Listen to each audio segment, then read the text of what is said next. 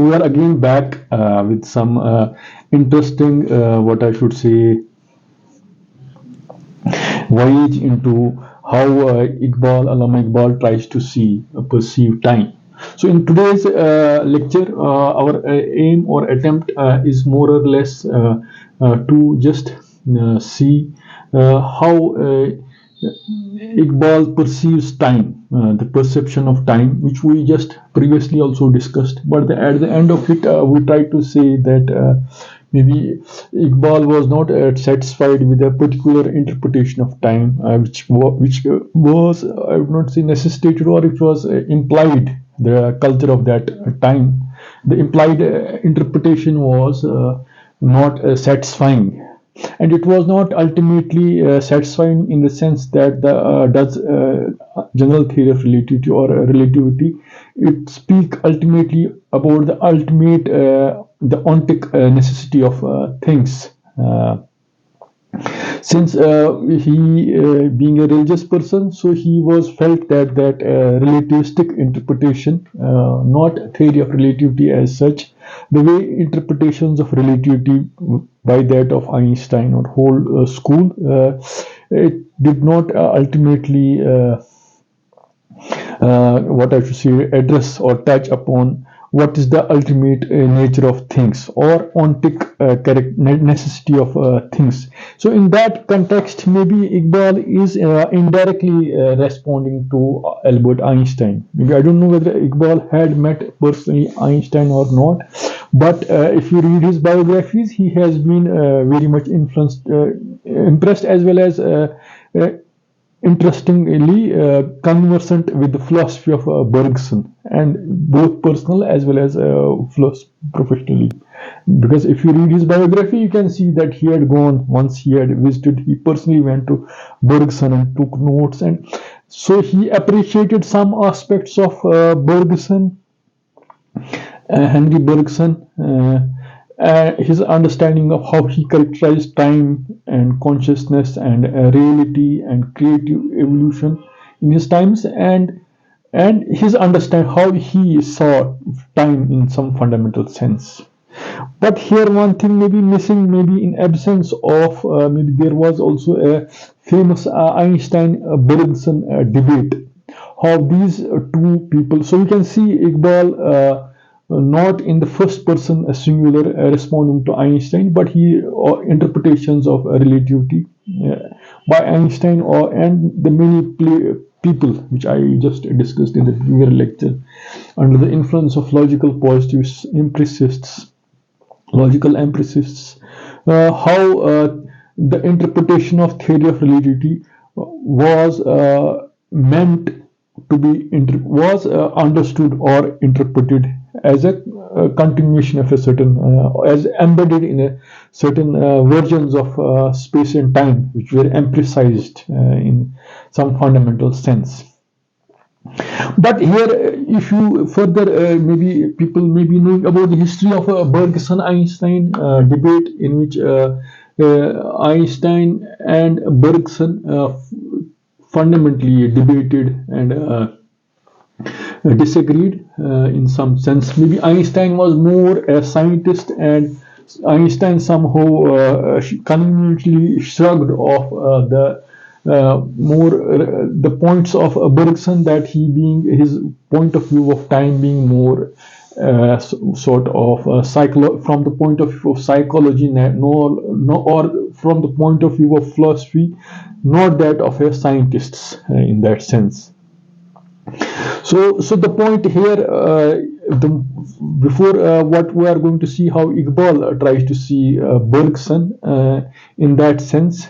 So we are going to read some of the first in the estimation of Iqbal how he sees Bergson, and then we can just quote some of the what are the texts references of Bergson in his book, how he sees notions, the fundamental notions of simultaneity and the measurement which are associated with it. So, for example, Iqbal says about Bergson, he says, among the representatives of contemporary thought, Bergson is the only thinker who has made a keen study of phenomena of the duration in time. So we'll see. So duration is something what Iqbal perceives Bergson has had some fundamental insight to, and which again he is trying to come to the point is that the ontological problem before us is how to define the ultimate nature of the existence. Yes, which in Iqbal's estimation, relativistic notions of time did not say something fundamental about it. And the important point about Bergson is whether you just see his creative evolution. So Bergson's philosophy was a mix of philosophies, the biological theories of evolution, what I should say, philosophies of the 19th century, and the synthesis of many strands, which include and theories of psychology also. So in that sense, for example, when Bergson says, "I pass from state to state," so his understanding of his appreciation of time cannot be something external. It's not something. Time is not a characterized. Time is not a property external to human consciousness only. Means there is some objectivity attached to it. So you cannot. So your inner consciousness, how you see your inner self, which also has its many layers. It cannot be seen without that. For example, quoting Iqbal and seeing Bergson in that sense, the self lives outside itself as it were, and while retaining its unity and totality, discloses itself as nothing more than series of specific and consequently numerable states. But time, thus regarded, is not true time according to Bergson. Existence in specialized time is spurious existence. So in the sense, the way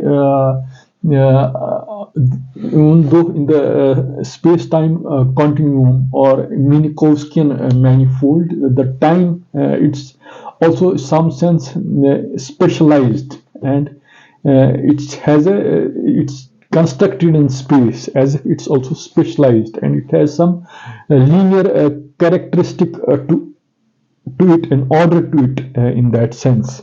But fundamentally, there you cannot the way Bergson would not want to see time that way. He sees that human self itself has multiple layers and multiple states. And you cannot that understanding of time cannot be seen in that sense. So the unity of he calls it Iqbal calls it unity of ego. So one important thing, for example, how does what's the idea of pure time, which says so pure time then as revealed by deeper analysis of our conscious experience is not a string of separate reversible instant.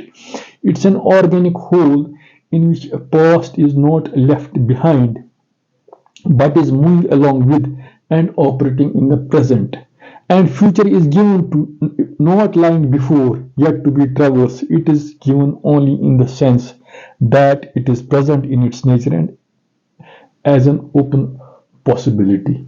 So here you can see the disagreement. So the Einsteinian way, the future is indubitably fixed, and we are maybe moving towards some inevitabilities attached to how we decipher things or how we measure things in terms of that space time, the time moving in some linearly, and in the space time manifold a sort of determinism is attached to it, and a future which is unfolding. It's a continuation of past, present, and future.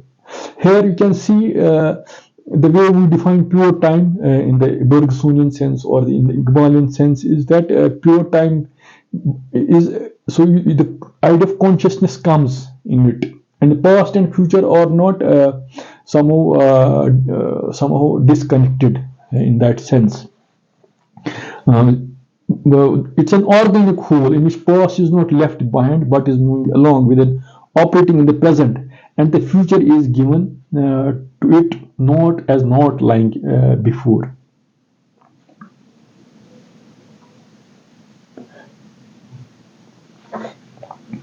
So So in that sense, you can say, for example, if time is real and not mere repetition of homogeneous movements, which makes time conscious experience, a delusion, then every moment in the real life of reality is original in that sense. So, so you can say there are, for example, this one sentence will make it clear how Bergson construes space and time. Then we are going to see just expand on this statement. For example, the nature of thought, according to Bergson is serial. It cannot deal with movement except by viewing it as a series of stationary points. It is therefore the operation of thought working with static concepts that gives the appearance of series of immobilities to what is essentially dynamics in its nature. The coexistence and succession of these immobilities is the source of what we call space. So in that sense, so you can say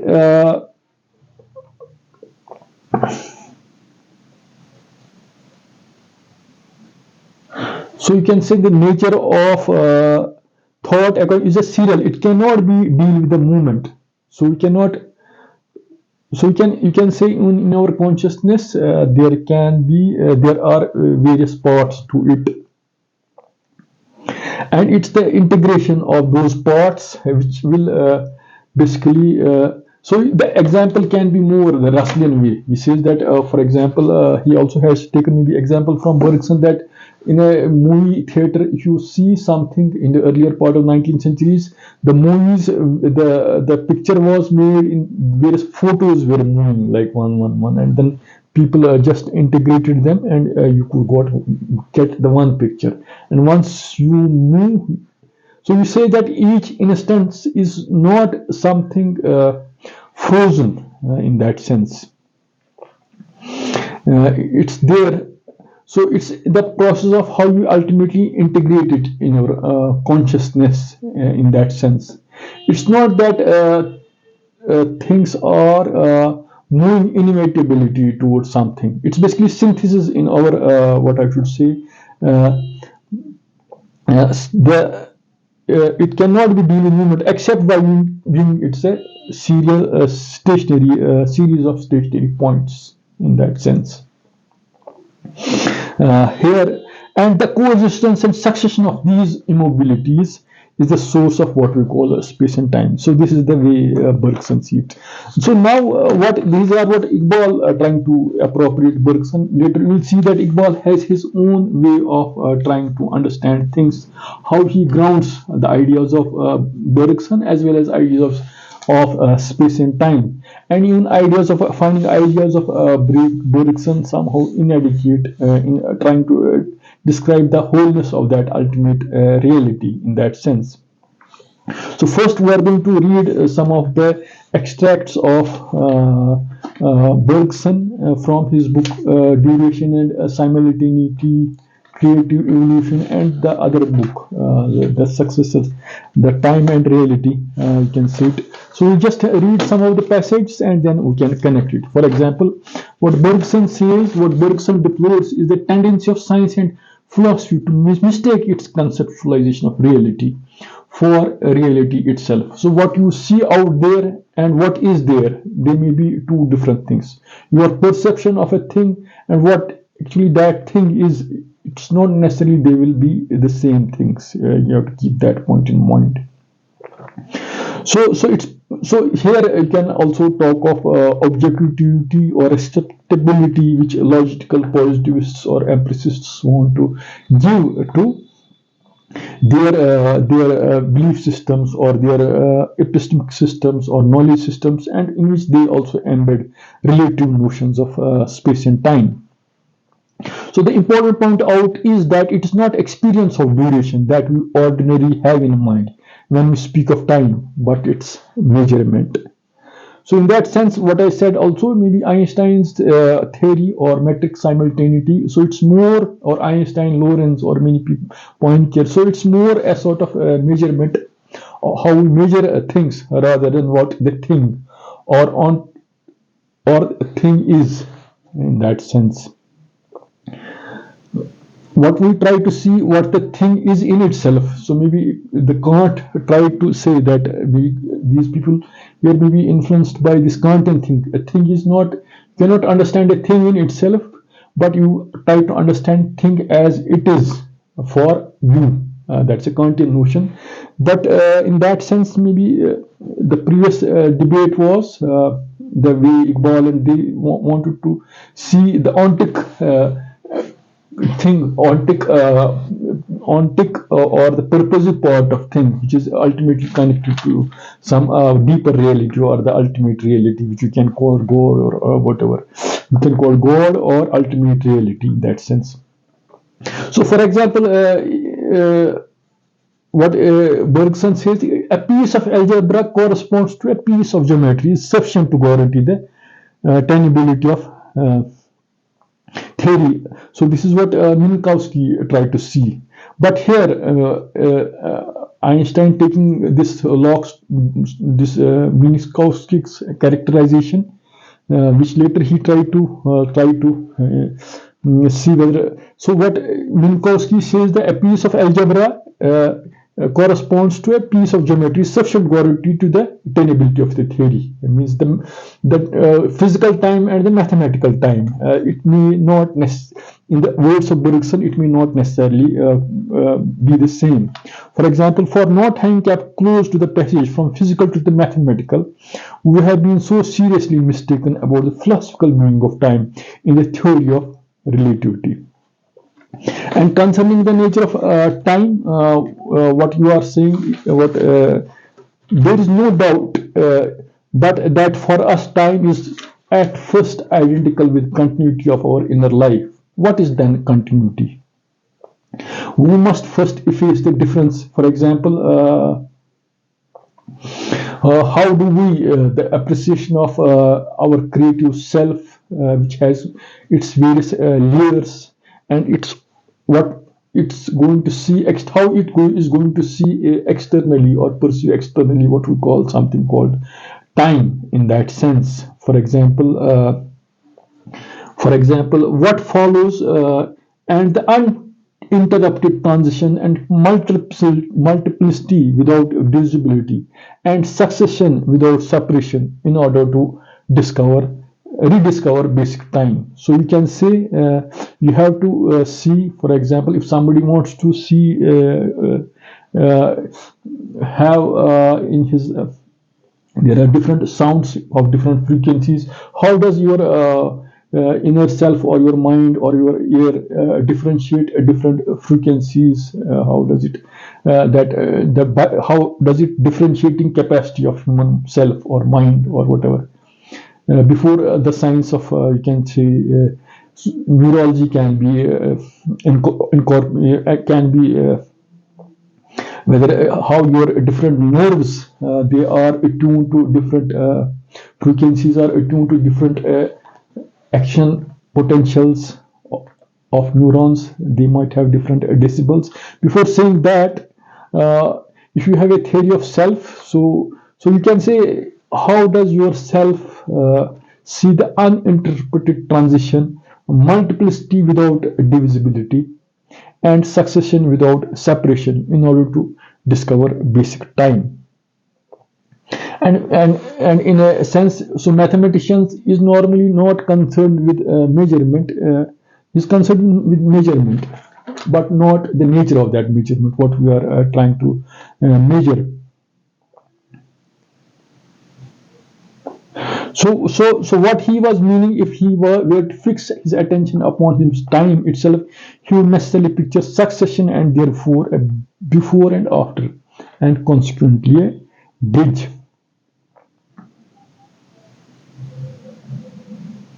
So now here comes the idea of consciousness. So what is before and what is after? So there's a connecting link between before and after. Without an elementary memory, for example, once again, it's impossible to imagine or conceive a connecting link between before and after without an element of memory and consequently consciousness. So without elementary memory, that comes into movements, there will be only one or the other. Consequently, a single instant, no before or after, no succession in time, no succession in time. You can see it that way. Yes. So you can say in the Bergsonian sense, how his understanding of how he appreciates the self, which has various layers. And this one important thing is how it construes, how we can have memory, and how we can have transition and succession, how we can register these things in that sense. They are as important. Before we are going to say whether the physical time is a mathematical time in the relativistic sense.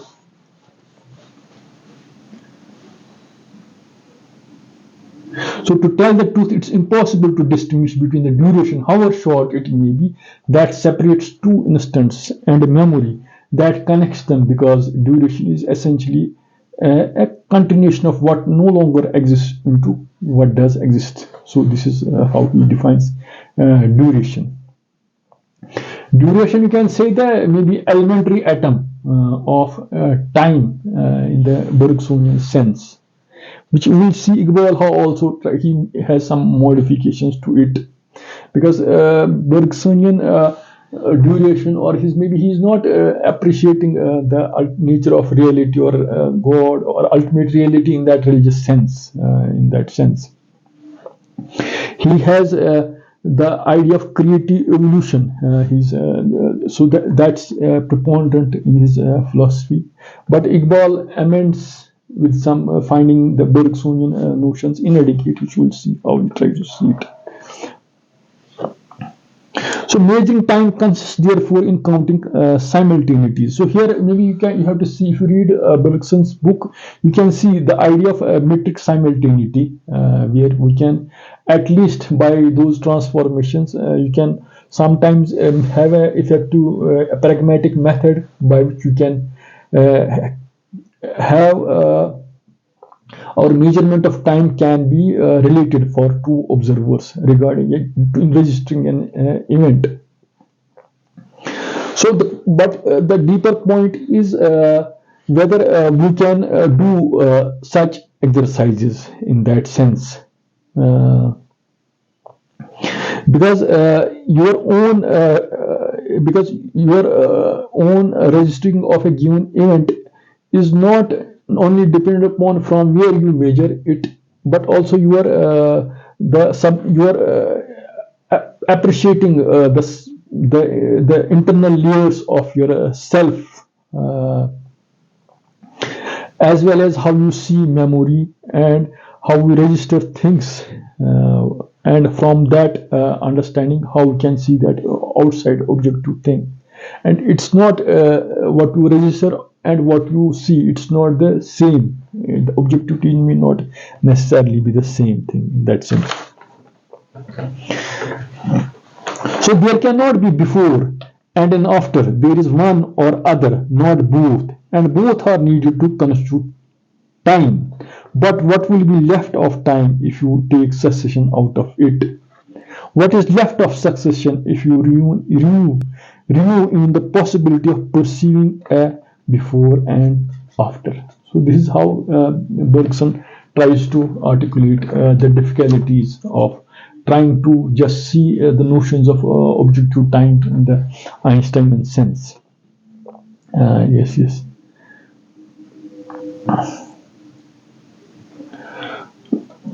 So why is it compatible with natural intuitive simultaneity? So intuitively you can perceive things to be simultaneous in that sense. And why should we accept the commonly accepted notions of mathematical times as universal? So the identity of duration with precision and the intervention of simultaneity into succession is moreover just what is required for laws of physics. Yes.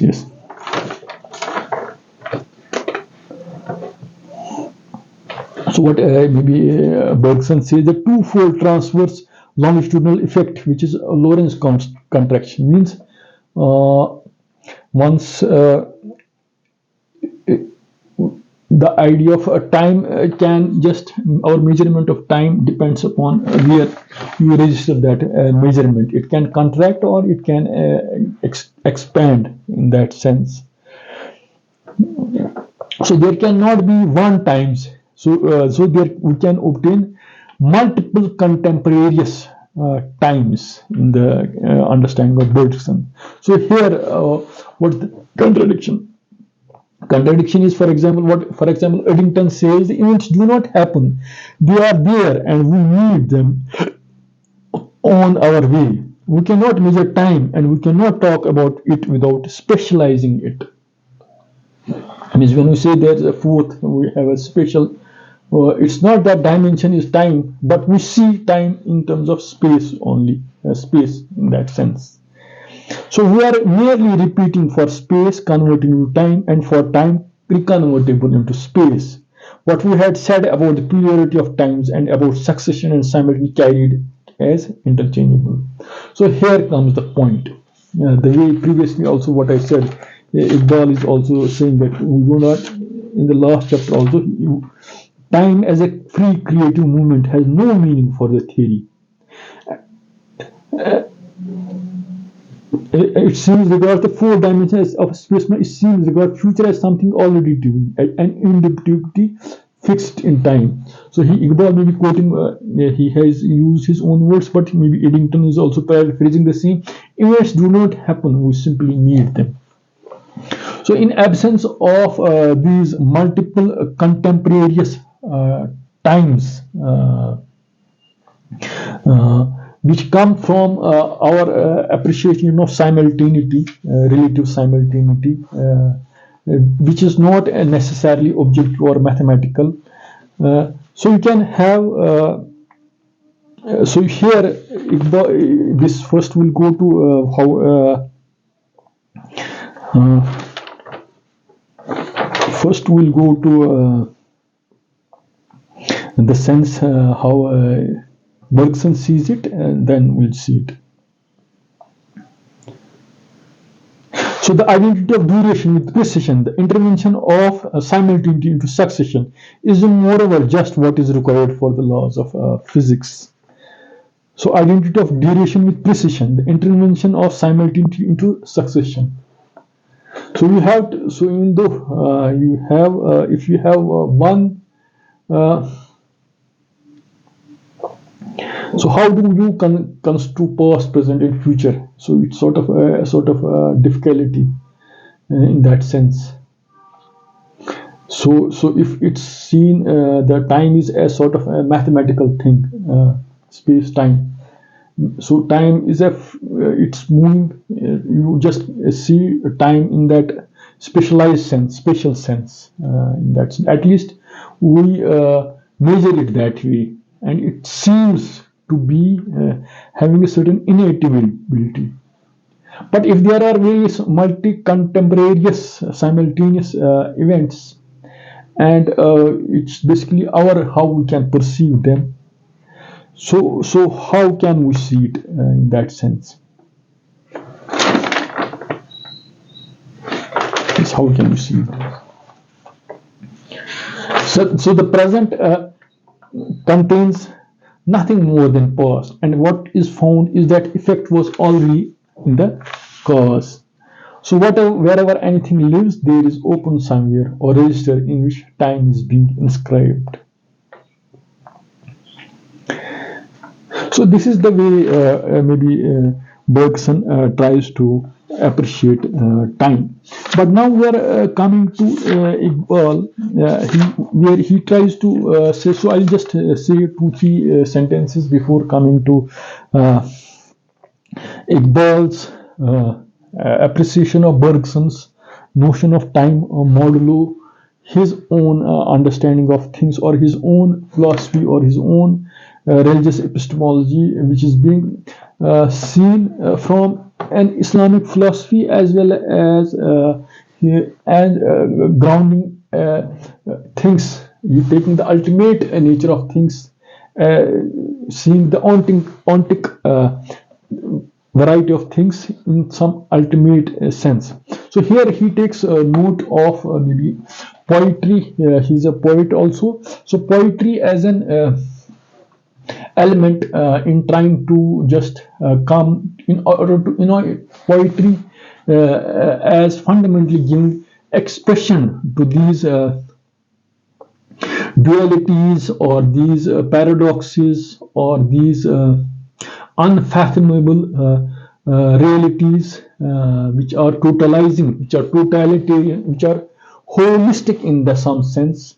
So in that sense, poetry in terms of those meanings, then those can be compressed, and those difficulties can be articulated best in poetic verses to come up to the notions of time and space, which can be grounded in some ultimate reality, and even the very word, how Bergson construes duration and how Iqbal construes duration in that sense.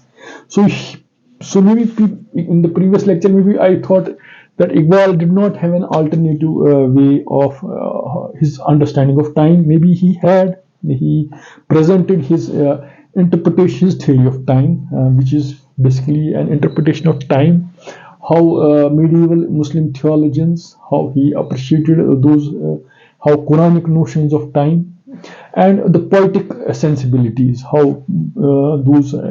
So here the case, important case which I have chosen is Bedil. Bedil, there's a famous essay of Allama Iqbal, Bedil in the light of Bergson. It's an interesting essay, and there are very interesting passages to see, to have a comparison between Bedil and Bergson, and there are some one two poetic lines which I found interesting, which I just quote. For example,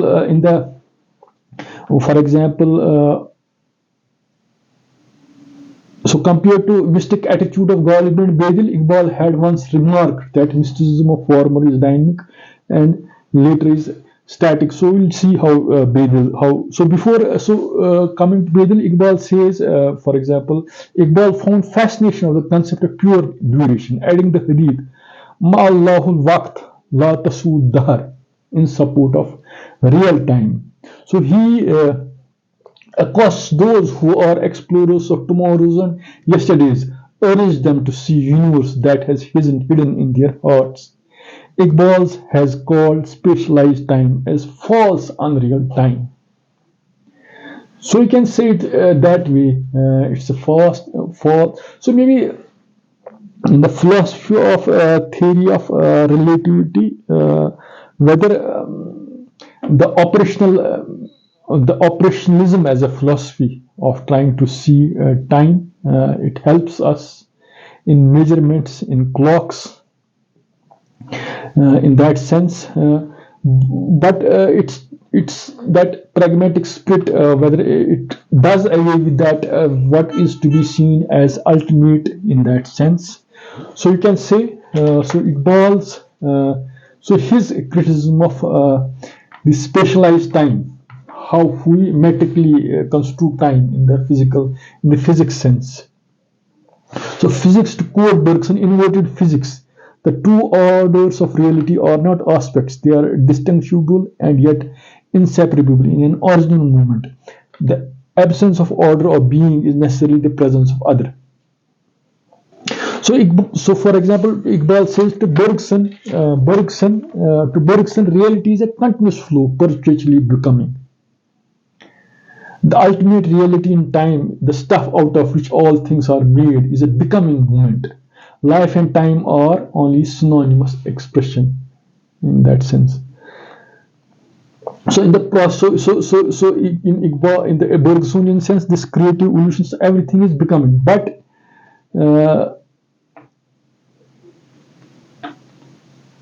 it's an actual. So what Iqbal says, it's an actual, ever-present now, which does not have to leave the past behind it, but carries it along its bosom and creates the future out of itself. So if the Bergsonian thing is of that eternal becoming and thing, But Iqbal wants to just see time, the notions of time and space in some an ultimate reality beneath it, which is always there, and which has past and future, which can say it in that sense. So difficulties of how can fathom that reality. So there's a very one two Persian verses. So for example, he says, "Mojo kafu shakl ki girdo muharram karam huit alme bitabe tahqiq wa istidad neist." So this is wonderful. So the wave and foam cannot see into the depth of the ocean. The world is thirsty of knowledge of research, but not possess the necessary qualification. So even though your mental faculties or intellect, so here also in case of intellect also maybe uh, Bergson says intuition is higher form of intellect, but Iqbal wants to connect intellect with something revelational in that sense. So you can say how we can see that reality. You can have inkling of that reality. The difficulties of just maybe exactly catching that ultimate reality. For example, how in that case there's another verse what it says. So this is one important. The creative activity of God has not exhausted itself in the universe. The universe is not a complicated whole created once for all. It's not achievement, but a continuous process. Maybe here also somewhere he says, yes, uh, Quran, it's growing universe and not an already completed product, which left the hand of the maker ages ago. Ajbi kainat hai na tamam. So there's one another verse, for example. Harch anjast chu anja rasi inja gurd. Ki khayal ast ki amroz tu farda gird. What is there becomes here. When you reach it, likewise, your today distinguishes itself from in the form of tomorrow. So what is here and there? So what you call space is here and there, and what you say. So when you travel there, so it becomes today becomes tomorrow, and that's it. So this poetical way of just articulating these paradoxes of space and time. So time and necessity. So so below the homogeneous duration, which is an extensive symbol of true duration, a close psychological analysis distinguishes a duration whose heterogeneous moments permeate one another.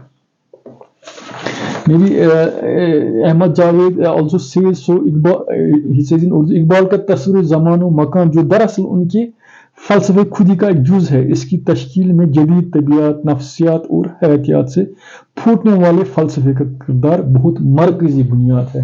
Means Iqbal's understanding of time is also a synthesis of his appreciating his theory of self or khudi, and the theories of psychology and theories of biological evolution. In that sense, maybe Iqbal connects it with the larger religious epistemology. Maybe Bergson doesn't. Maybe he stops at some point. He sees evolution in that creative evolution.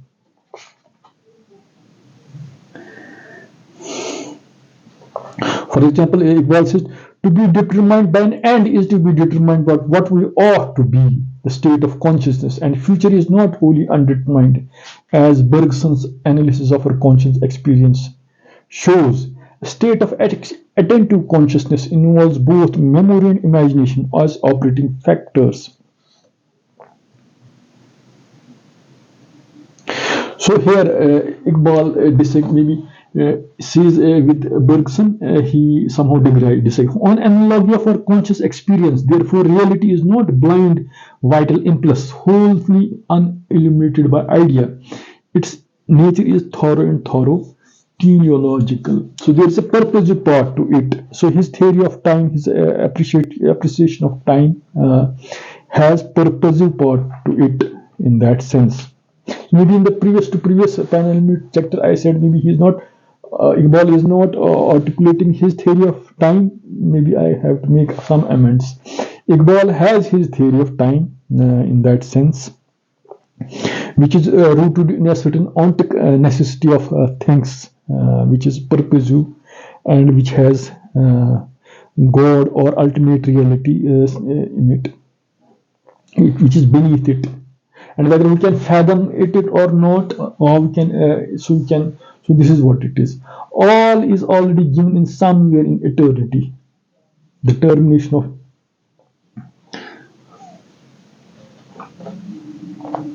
So here Iqbal says, I venture to think that error of Bergson consists in regarding pure time as pure to self, to which alone pure duration is predictable.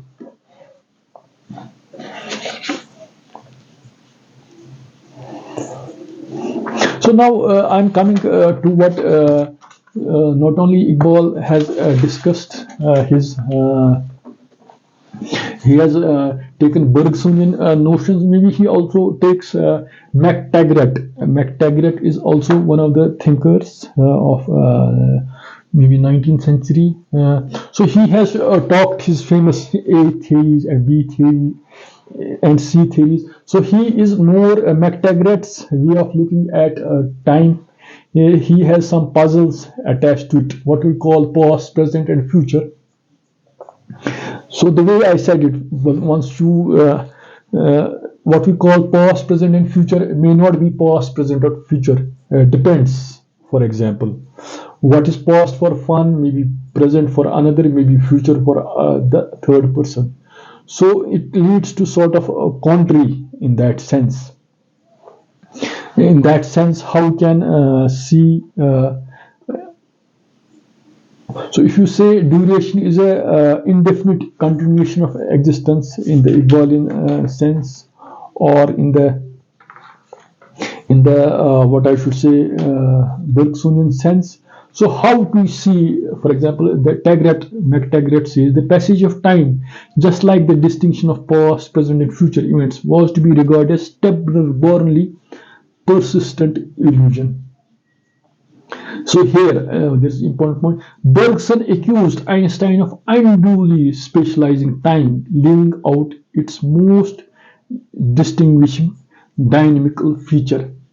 Maybe it's said that Carnap maybe reported in the last years, so we do not have that definition of now. So you can say the force of logical empiricists, positivists, in order to give objectivity to empirical ways of reasoning, and who can construct time in certain specialized sense, was uncomfortable to Bergson. So that's a critique. So this is what Iqbal takes, this critique of Bergson.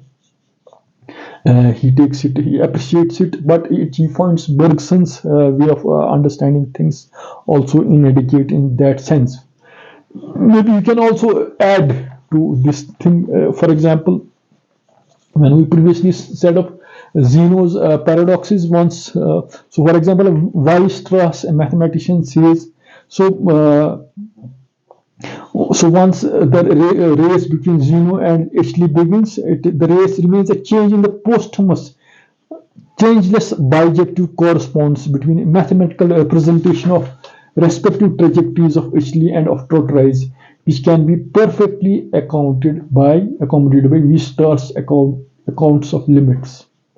So how Russell's way of resolving the paradox was that making a one-to-one bijective correspondence between Zeno and between Ashley and paradox. That makes the motion possible. But it's again, if you see as a bijective correspondence, not seeing reality outside, so it's inside. So, but if you see time as a free creative movement, which cannot be specialized in some linear way, so there's some difficulty here also. For example, MacTaggart says we were really born after French Revolution. Wrote, if you are really MacTaggart, only if French Revolution was once present, while your existence was future, and is now past while your existence is present. So how we see past, present, and future, it depends. So these are, so for example, in the distinctions in the philosophy of science time, so you can have things, three three schools. For those who believe that things change only if reality itself changes. Those who think that what state of affairs constitute reality is not something that depends on what time it is. So it's like our under how fundamentally the reality remains the same or it changes. So it's also how we see time also fundamentally. And also there's a whole another camp or school which believe in the tense predication. Tense predicates, which means present, past, and future, or mind independent properties or aspects of realities, and those we don't. For example, so maybe anti-realists will think these tense characterizations or tense determinations as anthropomorphisms or perspective features of the reality. Means how we as humans try to see time in a subjective way rather than in an objective way. So the essential feature of time is that it passes or has a present which marks the boundary between determinate past and indeterminate future. In that sense, so in that sense, the unreality of time, which McTaggart says, and which so an event which is now present was future and will be past. In that sense. So is the appearance in time F series which is infinite or finite in length? So if you want to just see what can be the contradictions, so you can say future, past, and present may be incomplete properties. So in time, every event appears to possess them. So you can say, so if I just quote how Iqbal tries to see McTaggart, he's appreciating McTaggart, but at the end, maybe he tries to say, for example, he says, the real time is not a serial time to which distinction of past, present, and future is essential. It's a pure duration that's changed without succession, which McTaggart does not touch. It is change without succession. It's pure, which McTaggart argument does. So it's so again coming to the fact, and so what we say mathematical time, the succession. So it is, does it really take into account the fundamental how we can see time in some fundamental sense, the ontic way of looking at times. Time is a free creative construction in that sense, which can be enclosed in pure duration in that sense. That's a change without succession, which McTaggart's argument does not touch. So serial time is pure duration polarized by thought, a kind of device by which reality exposes its ceaseless creative activity into quantitative measurement.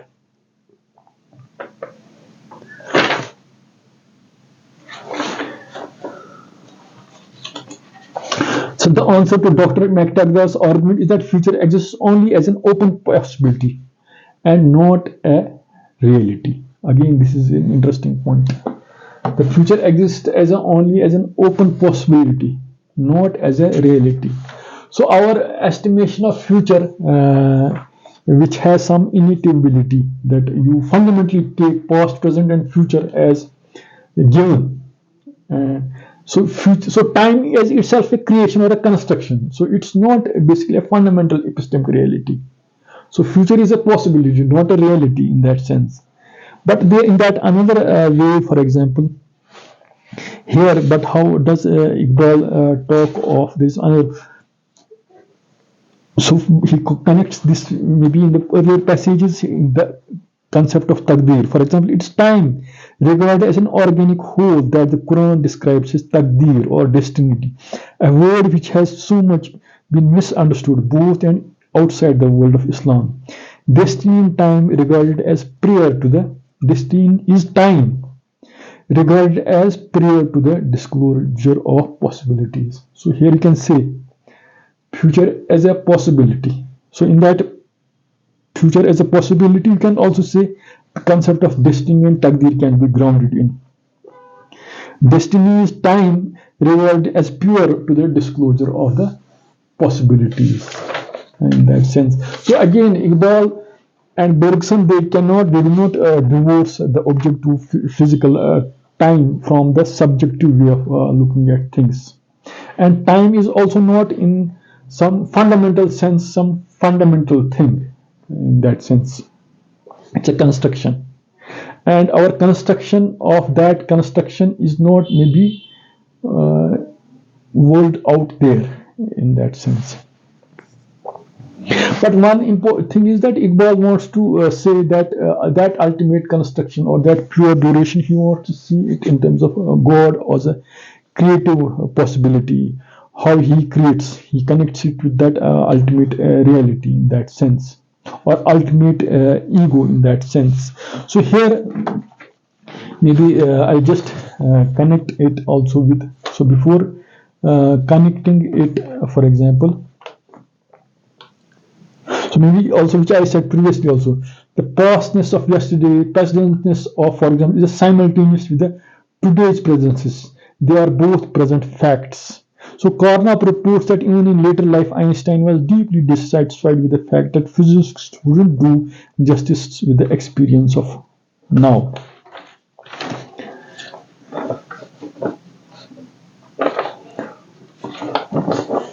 So maybe there are one, two maybe things. Yes, I'll just see.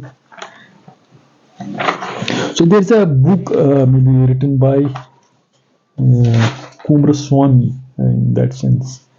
He has talked of some time and eternity, and for example.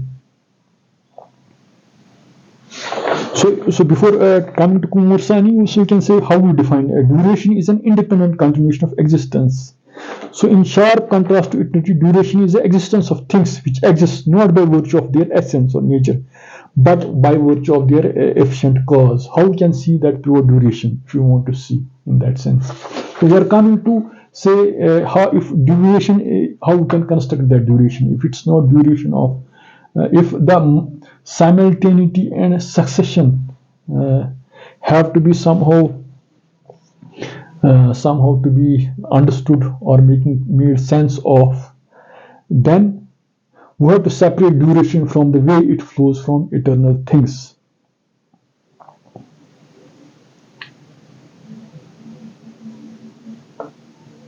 So if we just add Spinoza, he doesn't talk of duration. He talks about the very nature of existence, the innermost kind of existence, which is eternity.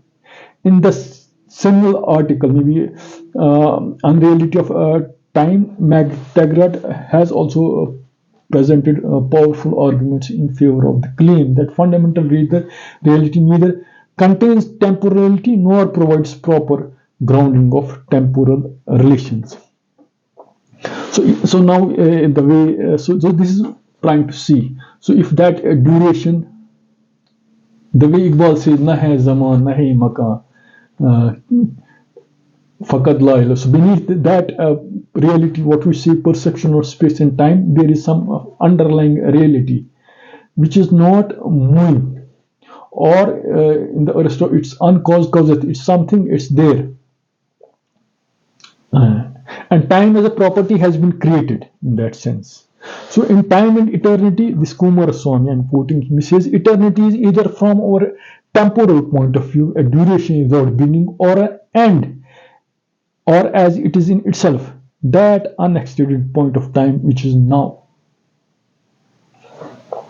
Or time, in the words of Nagar, denies that. He says that any of his theses, including his own, to uphold one world, he as erroneous. He says the truth exists in silence, which is neither affirmative nor negative, or a geometric point called bindu. So you can say it.